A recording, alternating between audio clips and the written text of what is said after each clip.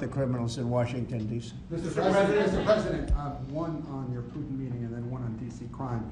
Are you prepared to offer Vladimir Putin access to rare minerals to incentivize him to end the war? We're going to see what happens with our meeting. We have a big meeting, and it's going to be, I think, very important for Russia, and it's going to be very important for us, and important for us only that we're going to save a lot of lives. Look, we have, we're not paying any money, as you know, to Ukraine. We're supplying equipment. We're being paid 100% plus for that equipment by NATO.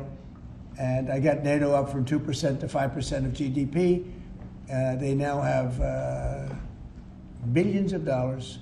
NATO is a very rich group of countries, and we make the best military equipment anywhere in the world by far, and they're buying our equipment, and they're paying 100% for the equipment, 100%. In fact, they owe us about $2 billion now. They're going to send a check. Another one was sent recently for $1 billion. So we're not spending any money anymore. Biden gave them $350 billion, got nothing for it. And if you look, and by the way, we also signed a rare earth deal where we get, years of rare earth to get our money back, the money we spent. But what I'm really doing this for is to save thousands of soldiers a week. You have Russian soldiers, you have Ukrainian soldiers, and then you'll have missiles dropped into various cities and towns in Ukraine.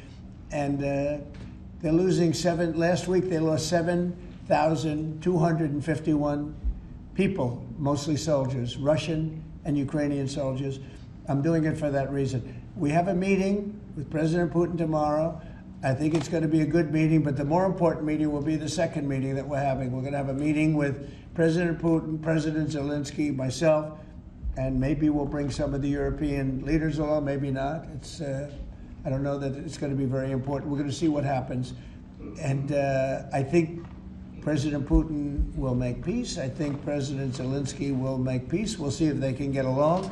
And if they can, it'll be great. I've solved 6 wars in the last 6 months, a little more than 6 months now, and I'm very proud of it. I thought the easiest one would be this one. It's actually the most difficult. We had one war raging, as you know, for 37 years. One in the Congo with Rwanda was raging for 31 years. We solved 6 of them, made peace, not just solved them, we made peace. If you look at Pakistan and India, planes were being knocked out of the air. 6 or 7 planes came down. They were ready to go. Maybe nuclear, we solved that. I thought this would be maybe an easier one. It never made sense, this war. It would have never happened when I was president. If I were president, this war would have never happened. But millions of people have been killed. And I'm there for one reason, to see if I can solve. This was Biden's war. This isn't my war. I want to see if I can stop the killing. Yeah.